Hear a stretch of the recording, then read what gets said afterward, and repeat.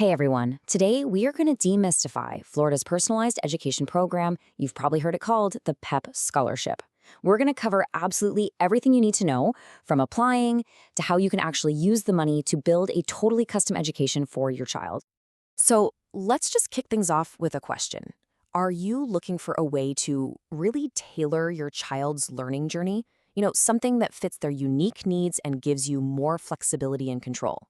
Well, if you're nodding your head yes, then the PEP scholarship might be exactly what you've been searching for. So, how does it do this? Through something called an Education Savings Account, or an ESA. The easiest way to think about it is like a dedicated bank account for your child's education. The state puts the funds in there, and you get to decide how to spend it on a whole range of approved expenses. It really puts you in the driver's seat. We've laid everything out for you in 6 simple parts, kind of like a roadmap.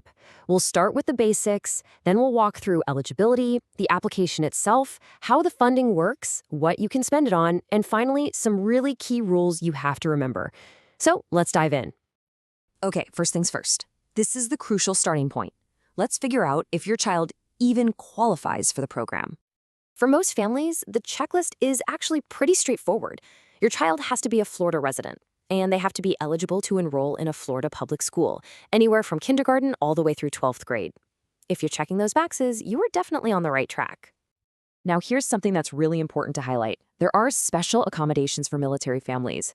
So if you're an active duty member with orders to move to Florida, or maybe you're stationed somewhere else but you're still a legal resident, the program has specific exceptions for residency and deadlines to make things a whole lot easier for you. Great. So you've gone through the checklist, and it looks like your child is eligible. Now, let's get into the nitty-gritty of the application process. The entire thing is handled online, which is nice, through a platform they call the Education Market Assistant, or EMA. It's a really simple 4-step workflow.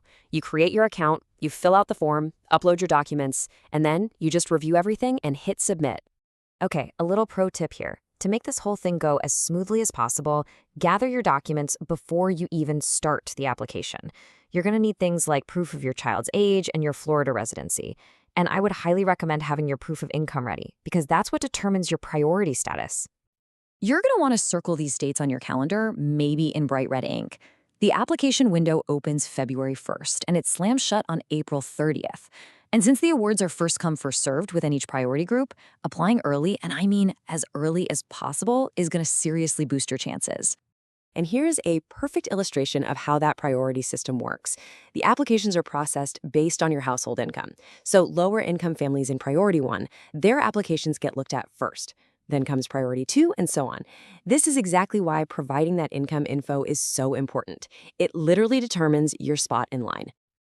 Okay, so you hit submit on your application. Deep breath. What happens next? Let's take a look at how the awards are actually given out and how the funding gets to you. Getting familiar with this calendar is so important. After that April 30th deadline, you've got until May 31st to formally accept the award if it's offered. Then that first chunk of money usually gets deposited right as the school year is kicking off, around August or September. Now, this is a big one. Even though the program is growing, you need to know there is a statewide cap. For the 2025-26 school year, we're talking about 100,000 scholarships total. This is just another reason why jumping on that application as early as you can is absolutely critical. So once you're awarded the scholarship, don't expect all the money to show up in your account at once. That's not how it works. The total amount is actually split into 4 equal payments that get deposited into your ESA account quarterly, basically once per school season, starting in the fall. All right, the moment you've been waiting for, the funds are in your account. Now for the really fun part. Let's explore all the amazing ways you can use this scholarship to build a truly customized education for your child. You know, the flexibility here is really the superpower of the PEP scholarship. For instance, you could use the funds to cover a part-time private school, right? But then also supplement that with a fantastic online math course, and maybe even hire a private tutor for music lessons. It's all about mixing and matching to find that perfect combination for your kid. And finally, let's wrap up with a few key responsibilities. Think of these as the most important rules of the road to make sure you keep your scholarship in good standing year after year. Honestly, it really just boils down to these simple do's and don'ts. On the do side, you've got to use the funds for approved stuff and submit your learning plans each year. On the don't side, well, don't miss deadlines, don't ever share your login, and this is the big one, do not stay enrolled in a public school. If you remember only one thing from this entire guide, please make it this. This is the single most important rule of the entire program. Your child cannot be enrolled in a public school and receive pet funds at the same time. The state calls this double funding, and it's a huge no-no. It can lead to you losing the scholarship immediately.